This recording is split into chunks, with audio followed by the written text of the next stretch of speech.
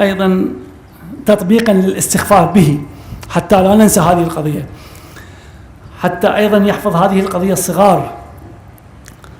عندما أقول الصغير تكون له بهذا الطرح يكون له الحجة التامة. عندما تأتي الأم بالرضيع تباهي الابن قاطع بالرضيع. عندما يأتي الشخص بدجاجة بهرة بكلب بخنزير يجعله هو المباهي لابن قاطع. أيضا ابن قاطع لا يؤثر بهذا الحيوان.